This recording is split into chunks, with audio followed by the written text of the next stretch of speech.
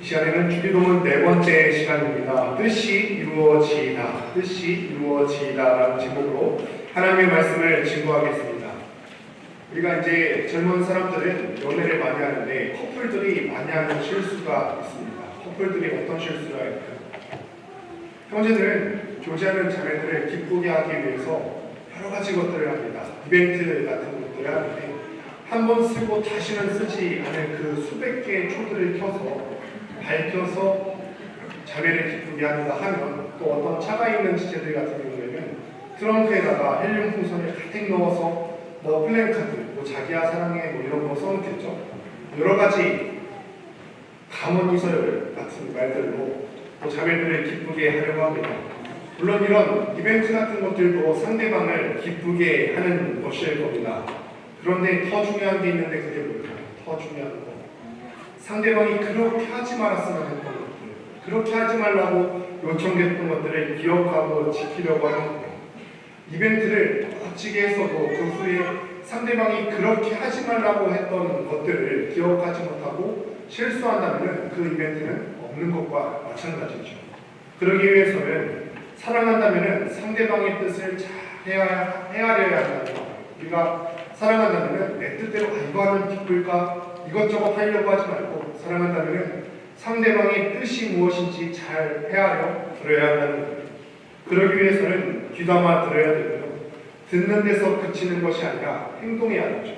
그리고 그 행동이 작심삼일 잠깐 반짝해서 그 말 듣고서 행동하는 것이 아니라 지속적으로 유지하기 위해서 끝까지 노력해야 되는 것입니다. 이런 면에서 보았을 때 상대방의 말을 잘 헤아려 듣고 지키는 것, 이게 사랑이고 충성이죠.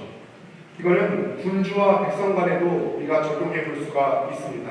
그리스도인은 하나님 나라의 백성이에요. 그리고 우리가 지금껏 고백한 것처럼 그리스도인들은 하나님 나라의 백성이기 때문에 하나님 나라의 법을 잘 따라야 되는 것이죠. 백성이 자기 나라 왕에 대한 충성심을 어떻게 증명할 수 있습니까? 백성이 왕에 대한 충성심을 어떻게 증명할 수 있죠? 왕의 법을 순종함으로 증명하는 것입니다. 땅 위의 나라도 우리가 이 나라에 대한 충성심을, 헌법을 잘 지킴으로써 증명할 수 있듯이 하나님 나라에도 하나님께서 정하신 그 율법이 있습니다. 그 율법을 잘 따르는 것이 우리가 하나님에 대한 충성심을 증명하는 것입니다. 하나님 나라에 충성된 백성은 왕의 율법을 사랑하게 되고 있어요. 우리가 정말로 하나님을 사랑하고 하나님에 대해서 충성심을 갖고 있다면 하나님의 말을 잘 따르려고 할 것입니다. 왕의 뜻을 너무 이루고 싶어서 그런 마음에서 나오게 되는 고백이 이것이죠. 하나님의 뜻이 하늘에서 이루어진 것과 같이 이 땅에서도 내가 정말로 사랑하시는 그 하나님의 뜻이 이 땅에서도 이루어지기를 간절히 바랍니다. 이 세 번째 간구에서 우리가 내용은 이해하고 알겠지만 우리는 막다른 골목에 다다른 것 같은 느낌을 받아요. 이전에 우리가 두 가지 간구를 먼저 살펴보았는데 함께 기억하십니까? 먼저는 이름이 거룩히 여김을 받으시오며가 있었고, 두 번째는 나라가 임하시오며 라는 간구가 있었습니다. 그런데 이 두 번째 두 가지 간구를 우리가 하나님 앞에 고백할 때는 마음 가운데 크게 부담감이 느껴지지는 않았어요. 그런데 세 번째 간구에는 하나님의 뜻이 하늘에서 이루어진 것과 같이 땅에서도 이루어지기를 바랍니다. 이 세 번째 간구를 할 때는 쉽사리 그것이 내 입에서 떨어지지 않습니다. 왜 그럴까요? 왜냐하면 이 말은 다른 말로 하면 내 뜻이 아니라 아버지의 뜻이 이 땅 가운데 이루어지기를 바랍니다. 내 뜻이 아니라 아버지의 뜻이 내 삶 가운데 이루어지기를 바랍니다. 이거 고백하는 거거든요. 원래 예전 주기도문에는 뜻이 하늘에서 이루어진 것 같이 땅에서도 이루어지다라고 기록이 되어 있었는데, 현재는 많은 한국교회가 조국교회가 새로 번역된 주기도문을 사용하는데 이거 새로 번역된 것이 더 본래 의미에 충실하게 나옵니다. 이렇게 기록합니다. 아버지의 뜻이 하늘에서와 같이 땅에서도 이루어지게 하소서. 아버지의 뜻이 하늘에서와 같이 땅에서도 이루어지게 하소서. 이전 버전에는 명확하게 기록되어 있지 않은 주어가 명확하게 드러나 있죠. 그 주어가 뭐죠? 아버지의 뜻. 아버지. 드러나야 할 것은 내 뜻이 아니라 아버지의 뜻이라는 것입니다. 내가 인생을 살아가면서 내 삶 가운데 드러나야 되는 것은 내 뜻을 관철시키고 고집시키는 것이 아니라 아버지의 뜻이 내 삶 가운데, 이 땅 가운데 드러나야 한다는 거죠. 그럼 여기서 우리가 한 가지 질문을 안 던질 수가 없습니다. 그렇다면 이루어져야 되는 하나님의 뜻이 무엇입니까? 하나님을 진실하게 믿으려는 사람들에게 하나님의 뜻처럼 어려운 것이 없습니다. 우리가 개인 기도 시간에도 아마 많이 기도하실 거예요. 하나님의 뜻대로 내가 순종하며 살겠습니다. 많이 기도하시죠. 그런데 하나님의 뜻이 과연 무엇일까요? 사람들에게 하나님의 뜻처럼 어려운 것이 또 없는 것 같습니다. 그 뜻이 무엇인지 알기도 어렵고요. 안다 해도 그 뜻을 실천하기가 참 어려운 것 같습니다. 신학자들은 이거를 크게 두 가지로 나누게 되는데 하나님의 나타난 뜻과 감춰진 뜻으로 나뉘어지게 됩니다. 먼저 우리가 살펴볼 것은 하나님의 나타난 뜻입니다. 나타난 뜻. 우리가 일반적으로 얘기했을 때 하나님의 나타난 뜻은 무엇이냐면 성경에서 하나님께서 직접적으로 계시하신 그 계명과 법도를 말합니다. 성경을 통해서 하나님께서 구체적으로 여러분들한테 이렇게 살아라 말씀하시는 부분들이 있습니다. 십계명 같은 경우가 대표적인 예죠. 이거는 가릴 것도 없이 분명하게 말씀하셨어요. 이거 해라. 부모님한테 순종해야 된다. 너는 나 외에는 다른 이름을 너 옆에 두지 말아라. 나 외에는 다른 신을 섬기지 말아라. 도둑질 하지 말라. 살인하지 말라. 가늠하지 말라. 직접적으로 드러내어서 간단명료하게 말씀하셨습니다. 당신의 백성으로서 이런 나타난 뜻을 통하여서 우리가 거룩하게 살았으면 좋겠다 이 말씀하시는 거죠. 레위기 10장 26절에 이렇게 말씀하십니다. 함께 보도록 하겠습니다. 함께 했습니다. 시작. 너희는 나에게 거룩하여라. 이는 나 여호와가 거룩하고 내가 너희를 나의 스스로 삼고 너희를 만민에서 유다했습니다. 하나님께서 나타난 뜻을 통하여서 우리에게 목적하시는 바가 뭐냐면 우리가 거룩한 삶을 사는 거예요. 거룩한 삶을 살도록 하기 위해서 하나님께서는 이 성경을 통해서 명확히 말씀하시는데 이게 바로 하나님의 나타난 뜻입니다. 신명기 29장 29절에 보면 모세도 이스라엘 백성들에게 이 나타난 뜻을 철저하게 지킬 것을 권면하는데 제가 읽어보겠습니다. 감추어진 일은 우리 하나님 여호와께 속하였거니와 나타난 일은 영원히 우리와 우리 자손에게 속하였나니 이는 우리에게 이 율법의 모든 말씀을 행하게 하시니라. 이게 나타난 뜻이고 우리는 이 나타난 뜻에 대해서 온전하게 순종해야 되는 의무밖에 없습니다. 그런데 정말 어려운 것은 무엇이냐면 하나님의 감춰진 뜻이 정말 어려워요. 나타난 뜻은 말씀을 통해서 우리가 무엇을 말씀하시는지 알기라도 하죠. 감춰졌다는 것은요 우리에게는 숨겨졌다는 말이고 오직 하나님 한 분만 명확하게 아신다는 뜻입니다. 예를 들어서 예정과 같은 혹은 하나님의 작정 이런 것과 같은 미래에 이루어질 하나님의 뜻 같은 것들입니다. 우리 인생에 있어서도 우리가 명확히 알기 어려운 하나님의 뜻들이 분명히 있죠. 어떤 것들이 있을까요? 뭐 직장을 선택한다거나 아니면은 미래의 일을 우리가 계획하는 어쨌든 간에 하나님께서 우리의 삶을 철저하게 빠짐없이 이끌어가고 계시는데 이러한 인도하심에는 우리 인간이 알기에는 불명확한 것들이 있는데 이것이 바로 하나님의 감추어진 뜻입니다.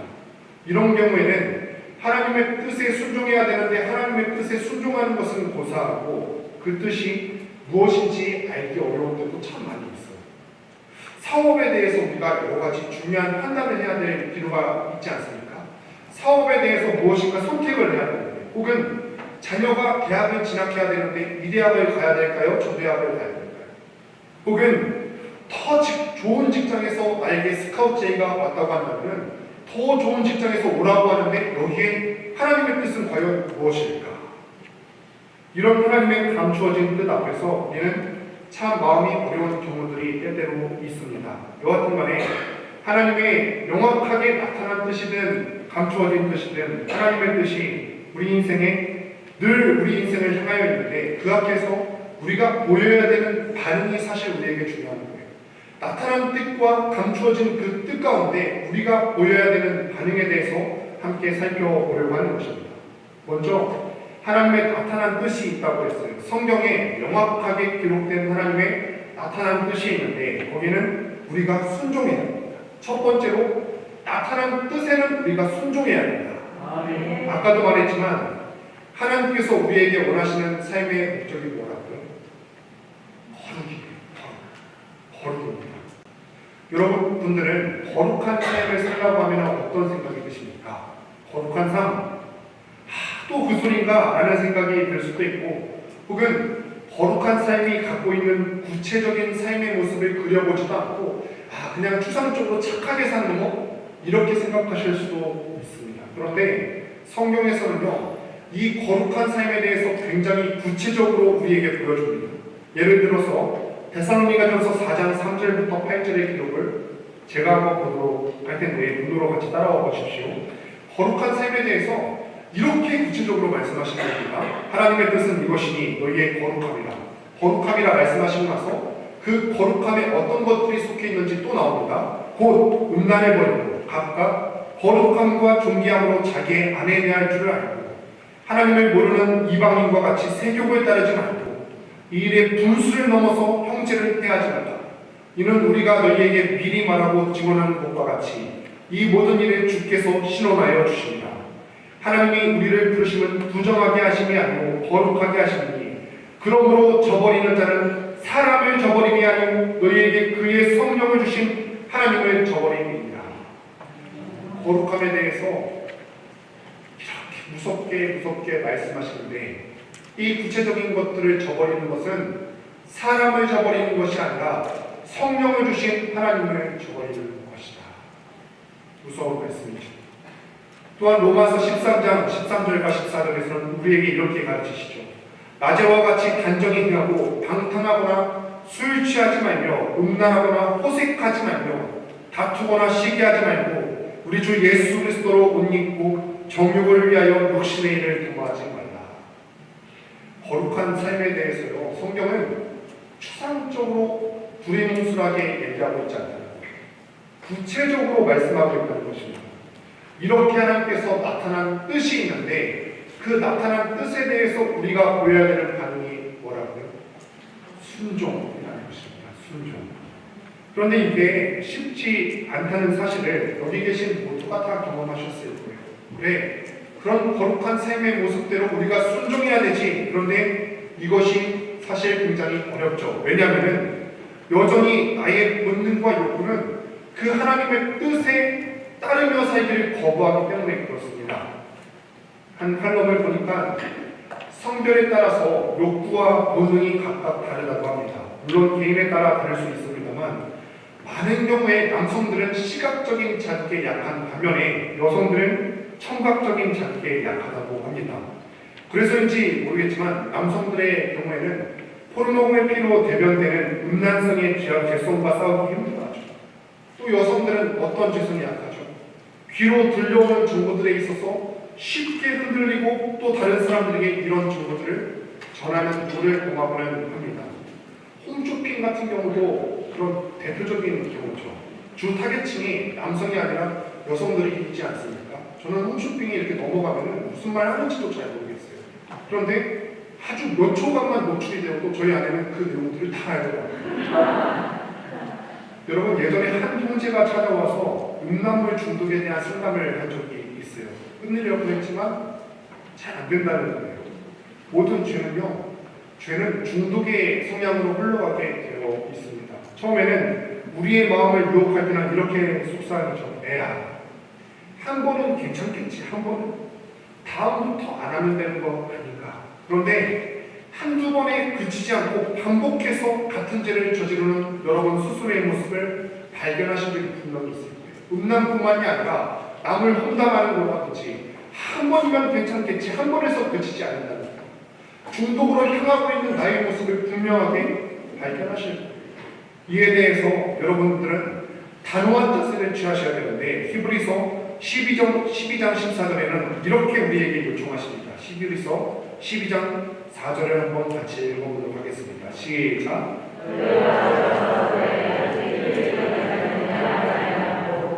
너희가 죄와 싸우되 대충대충 싸운다는 거죠. 아직 피 흘리기까지 싸울 마음이 없다는 거예요. 거룩한 삶을 향하여서 하나님의 나타난 뜻에 대해서는 피 흘리기까지 순종하실 수 있게 되기를 주님의 이름으로 축원합니다. 이것이 하나님의 나타난 뜻에 대한 우리의 첫 번째 반응이어야 합니다. 그럼 두 번째, 감춰진 뜻에 대해서는 하나님의 우리의 인생을 이끌어 가시는 그 감춰진 인도하심에는 우리가 어떻게 반응해야 할까요? 우리의 진로나 우리의 인생 여정은요, 불투명해서 우리가 제대로 알기가 쉽지 않습니다. 우리가 알기 어렵고 오직 하나님만 알고 인도해 가시는데 그 인도하시는 뜻에 대해서 우리가 어떻게 반응해야 될까? 두 번째 우리가 보여야 되는 반응은 하나님을 신뢰하는 것입니다. 불투명한 우리의 인생을 이끌어간다든지 아니면은 미래에 하나님께서 우리에게 보여주실 그 일들에 대해서는 우리가 선하신 하나님을 신뢰해야 됩니다.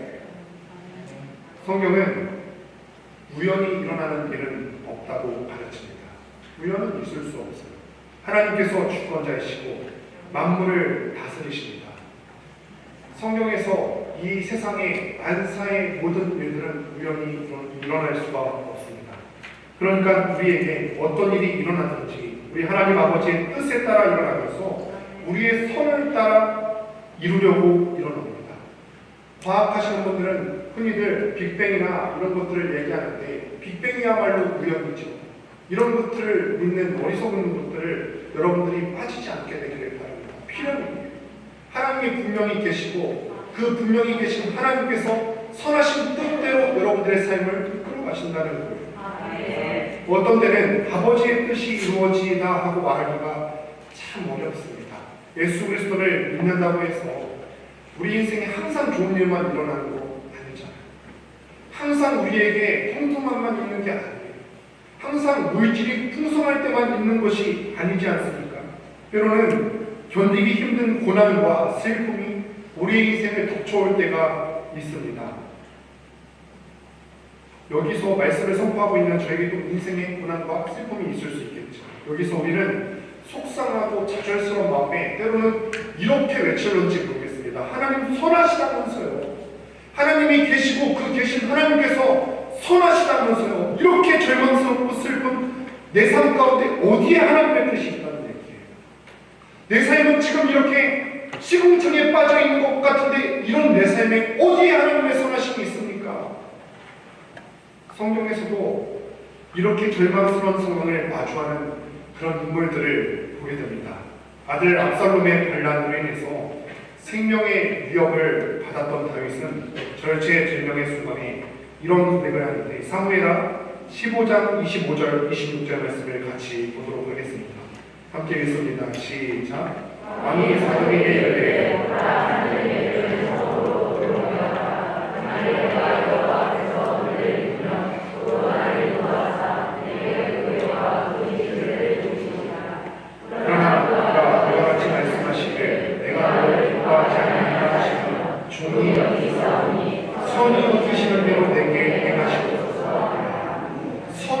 여기시는 대로 내게 행하시옵소서. 여러분, 만약에 저라면 그랬을 것 같아요. 야, 다른 사람도 아니고 아들이 나한테 반역을 하고 아들이 나의 생명과 왕위를 노리고 군사들을 이끌고 칼을 내 목에 겨룬다. 그러면은 저라면은 소리 지르며 원망했을 것 같아요. 이런 법이었는데 소리 질렀을 것 같은데 이런 절박한 상황 속에서 하나님을 원망하거나 혹은 무조건 도와달라는 요청을 하지 않고 그저 이렇게 말하는 것입니다. 하나님께서 선히 여기시는 대로 이끌어 주세요. 하나님께서 선히 여기시는 대로 하나님 좋을 대로 이끌어 주십시오. 또 욥과 같은 사람을 한번 생각해 보십시오. 하나님께서 이 욥에게 모든 것을 가져가시고 욥의 아내조차도 욥한테 등을 돌렸지만 욥은 욥기 1장 21절에서 이렇게 말할 수 있었습니다. 주신 이도 여호와시요 거두신 이도 여호와시오니 여호와의 이름이 찬송을 받으실지니라. 내 삶에 고통과 어려움이 있는데 다 받아들이겠다는 거예요. 주신 이도 여호와시요 거두신 이도 여호와시니 이 모든 상황 가운데서 여호와의 이름이 찬송을 받으실지니라. 이렇게 받아들이기란 쉬운 일이 아닙니다. 이렇게 받아들일 수 있으려면 하나님에 대한 신뢰가 있어야 되죠. 하나님, 내 삶에는 어려운 일이 있는데 저는 그래도 선하신 하나님을 믿습니다. 지금 비록 지금 이 현재 가운데에서는 어려운 일이 있지만 끝내는 내 삶 가운데 선하게 이끌어 가실 그 하나님을 나는 믿습니다. 이런 고백을 성경에 기자되만 한 것이 아니에요. 현대 대표적인 지성인 중 하나로 손꼽히는 이어령 선생님이라는 분을 이름을 한 번쯤은 들어보셨을 것입니다. 이 이어령 선생의 딸 이민아 씨가 2012년에 53세의 나이로 세상을 떠났어요. 그런데 이분의 삶을 우리가 쭉 돌아보면 한 사람의 인생에 이렇게 많은 고난이 있을 수 있겠는가? 진짜 이 한 사람의 인생에 어떻게 이렇게 수많은 고통이 있을 수가 있을까 싶습니다. 이런 고통들이 있었어요. 5년 만에 파경을 맞은 첫 번째 결혼했는데 5년 만에 파경을 했고요. 살아보려고 홀로 몸부림치는 중에 찾아온 갑상선 암. 재혼해서 낳은 아이의 자폐아 판정. 재혼해서 이제 좀 살아봐야지 했는데 그 해서 낳은 아이가 자폐아 판정을 받습니다. 또 망막상실로 인해서 실명 위기를 겪기도 하고 하나님의 놀라우신 기적적인 치료로 망막이 회복이 되었는데 며칠 지나지 않아서 29세 난 큰아들의 갑작스러운 죽음이 있었고 그리고 말기 위암 판정을 받고 때이른 죽음을 경험했어요. 이 고난의 굴곡 속에서도 이분은 하나님의 특별한 기적들을 체험합니다. 이것은 철저한 무신론자였던 아버지 이어령 박사가 회심하는 계기가 되기도 했습니다. 과연 이 많은 고난을 한 사람이 당하도록 한 그 하나님의 뜻이 과연 무엇일까? 고난의 원인은 여러 가지지만 하나님이 사랑하는 자녀에게 고난이 일어나도록 허락하시는 이유가 분명히 있다고 믿습니다. 고 이민아 씨는 다른 사람들이 흔히 경험하기 어려운 하나님의 기적 같은 은총을 많이 받았어요. 그분에게 주신 어떤 기적적인 치유의 선물들을 생각한다면 왜 다른 고난들은 그대로 두셨는지 잘 모르겠습니다. 현대의학으로는 고칠 수 없다는 그런 망막 손상을 기적적인 능력으로 치료해 주시더니 며칠 만에 이 큰아들을 데려가신 이유가 과연 무엇일까? 기적적으로 눈을 치료해 두셨다면 왜 그분에게 닥친 위암을 고쳐주시지 않았을까? 그분의 죽음 앞에서 우리는 이런 질문을 안 던져볼 수가 없습니다. 그런데 정작 본인은요, 자신의 죽음에 대해서 죽음을 앞에 두고 이렇게 고백합니다. 세상을 떠나기 전에 출간한 책에 나오는 말인데 이 화면을 같이 보도록 하겠습니다. 제가 한번 읽어볼게요. 저를 사랑하시는 능력의 아버지 하나님이 그동안 저의 질병을 여러 번 고쳐주셨기 때문에 또 고쳐주시리라고 믿습니다. 그러나 어떤 이유에서든지 이 땅에서 그 치유를 온전히 다 받아들이지 못하고 내 몸이 죽는다 해도 저는 예수님을 믿는 자는 죽어도 살겠고 살아서 그를 믿는 자는 영원히 죽지 않는다는 하나님의 말씀을 믿습니다. 또 세상을 떠나기 전에 어느 인터뷰에서 이렇게 말했습니다. 오늘 죽는다면 오늘이 내가 세상을 떠날 가장 완벽한 순간이기 때문입니다. 하나님이 부를 그날까지 땅 끝에 선 아이들 가슴에 사랑을 심어주고 싶습니다. 이렇게 죽음을 목전에 둔 그분의 말 앞에서 저는 그분이 하나님을 얼마나 신뢰했는지 그 신뢰를 느낄 수가 있습니다. 하나님이 기적적인 개입을 여러 번 경험한 분이었기 때문에 이번에도 그와 같은 은혜를 주시기를 간절히 바라고 기도했지만 그러나 그리 아니하실지라도 어느 날 문득 내 삶 가운데 죽음이 찾아온다 해도 지금까지 나를 사랑하신 그 하나님을 믿고 가겠다는 그 믿음의 고백이 지금 이분의 고백 가운데 있습니다. 때로 우리는 하나님의 뜻이 무엇인지 잘 알지 모릅니다. 내 삶 가운데 왜 이런 고난이 있을까? 왜 내 부모님 가운데 이런 고난이 있고 내 자녀들 가운데 이런 고난이 있고 내 삶 가운데 이런 경제적인 아픔이 있는지 나는 잘 알지 못합니다. 하지만 분명히 아는 것은 그분이 우리에게 항상 좋은 뜻을 갖고 계시다는 사실입니다. 그렇기 때문에 우리는 이 감춰진 뜻에 대해서 하나님을 신뢰하는 두 번째 태도를 갖고 계셔야 됩니다. 하나님의 감춰진 뜻, 우리 인생을 이끌어 가시는 불분명한 뜻에 대해서 우리가 확인하고 넘어가야 할 것이 있습니다. 하나님의 뜻은요, 그것이 우리에게 어떻게 보이든지 간에 지금은 어려움과 아픔 때문에 하나님 나에게 벌 주시려고 그러시나? 그러나 그것과 상관없이 결국 우리에게 유익한 것이라는 진실입니다. 하나님의 뜻을 묻기 전에 우리는 하나님이 선하신 것에 대해서 반드시 믿음을 가져야 됩니다. 여러분에게 가지고 계신 계획은 생명이고 평안이고 행복이에요. 하나님은 예레미야를 통해서 이렇게 말씀하시는데, 예레미야 29장 11절을 세번역 성경으로 보면 이렇게 나오는데 같이 한번 읽어보도록 하겠습니다. 함께 읽습니다. 시작. 너희를 보고 계획하고 있는 일들은 보이지 말아야 하리로다. 내가 너희를 보고 계획하고 있는 일들은 내가 알아. 너희에게 미래에 대한 영광을 줄 것이다. 나가 계획하라. 너희를 두고 계획하는 일들은 오직 나만이 알고 있는데, 그 계획하는 일들의 목적은 제한이 아니라 번영이다. 여기서 번영이라고 번역된 말을 오해하지 마셔야 되는데, 우리는 번영이라고 하면 물질적으로만 잘 되는 것을 말합니다. 물론 저는 능력의 하나님께서 원하신다면 우리에게 충분히 물질적인 것도 후회해 주시는 분이시라고 믿습니다. 그런 능력이 있으시죠. 능력의 하나님이신데 왜 우리에게 물질 주신 능력이 없으시겠습니까? 분명히 그 능력이 있으십니다. 하지만 여기서 말하는 번영은요, 물질도 주시는데 그것보다 훨씬 더 큰 의미. 쉽게 번역하자면 잘 되게 한다는 거예요. 잘 되게 한다는 거예요. 이거는 도탄에 빠진 유다 백성들에게 주신 말씀이지만 어느 시대, 어느 누구에게나 적용이 됩니다.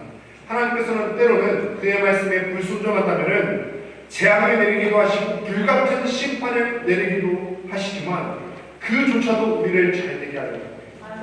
때로는 벌을 주시고 아픔을 주시는 목적도 너네 죽어가라, 파괴적인 목적으로 우리에게 벌을 주시는 것이 아니라 그 벌을 주실 때 돌아오게 하고 잘 되게 하려는 하나님의 목적이 있다는 것입니다. 그렇기 때문에 우리는 우리 인생을 살아갈 때 우리의 미래가 보이지 않을 때 그 보이지 않는 미래 앞에서 알고 가는 것이 아니라 믿고 가는 것입니다. 하나님께서 아브라함을 갈대아우 땅에서 부르셨을 때 아브라함이 알고 순종하는 것이 아니에요. 야, 하나님께서 나를 저 땅 가운데 부르시는데 야, 가나안 땅은 정말 좋은 땅이지 알고 가는 것이 아니라 선하신 하나님을 믿고 가는 것이죠. 하나님의 뜻이 그렇습니다. 하나님의 뜻은 불투명하고 불확실한 경우가 더 많습니다. 우리가 아무리 간절히 기도하고 간구해도 하나님은 좀처럼 당신의 뜻을 환히 드러내 보이지 않으세요. 차라리 그랬으면 얼마나 좋을까요? 옛날 이스라엘 사람들이 광야를 경험할 때처럼 구름 기둥으로 저를 이끌어 가시면 얼마나 좋을까요? 오늘 하루 살 때 제 눈앞에 불 기둥이 막 있는 거예요. 이것만 따라가면 된다, 이러면 너무 좋겠어요. 그런데 하나님의 뜻이 우리에게 이렇게 명확하게만 보이지 않거든요. 우리의 믿음의 길에는요, 구름 기둥도 보이지 않고 불 기둥도 보이지 않습니다. 그러면은 이 모호하고 불확실한 믿음의 길에서 어떻게 하나님의 뜻을 따라서 살아갈 수 있을까? 이에 대해서 인도 캘코타에서 가난한 사람을 위해서 평생을 바친 테레사라는 수녀가 이렇게 말합니다. 저는 한 번도 확실하게 알고 믿은 적이 없습니다. 제가 늘 가지고 사는 것은 신뢰입니다. 신뢰. 그러므로 당신도 하나님을 신뢰하십시오. 이 어려운 상황일지라도 나의 삶을 끝내는 선하게 이끌어 가신다는 그 하나님에 대한 신뢰. 그렇습니다. 믿음의 길은요, 우리가 확실한 목표와 지도를 손에 쥐고 가는 것이 아닙니다. 우리를 불러내신 하나님을 따라서 그냥 주어진 삶을 한 걸음 한 걸음 따라가는 것입니다. 우리는 때로 하나님을 신뢰한다고 입으로만 말하기 때문에, 신뢰하지 않기 때문에 내가 해결사가 되려고 합니다. 아까 나타난 뜻에도 내 욕구와 본능 때문에 순종하지 않게 된다고 했죠. 이번에도 장애물은 역시나 나예요. 하나님을 신뢰하지 못하는 마음 때문에 내가 주인공의 자리에 앉습니다. 그때 우리는 눈을 들어서 이 길에 먼저 가신 예수님을 바라봐야 합니다. 예수님께서도요, 동일한 인생의 고민과 또 슬픔이 있으셨죠. 십자가 죽음을 눈앞에 둔 상황입니다. 육신의 몸을 입으셨기 때문에 그 힘든 고통 앞에서 이렇게 절규하십니다. 마태복음 26장 39절 중반부에 이렇게 기록합니다. 내 아버지여, 만일 할만하시거든 이 잔을 내게서 지나가게 하옵소서. 그러나 나의 원대로 마옵시고 아버지의 원대로 하옵소서. 또 그 극심한 십자가 고통을 당하면서 이렇게 외치십니다. 엘리 엘리 라마 사박다니. 이 말을 번역하자면 나의 하나님 어찌하여 나를 버리셨나이까.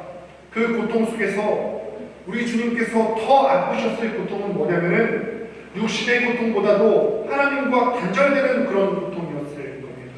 그런데 주님께서는 우리가 최종적으로 어떤 선택을 해야 되는지 몸소 보여주십니다. 그 절망과 고통 속에서도 누가복음 23장 46절을 보면은 돌아가시기 바로 직전에 이 말씀을 하시는데 제가 읽어보겠습니다. 아버지, 내 영혼을 아버지 손에 부탁합니다. 아버지, 내 영혼을 아버지 손에 부탁하나이다.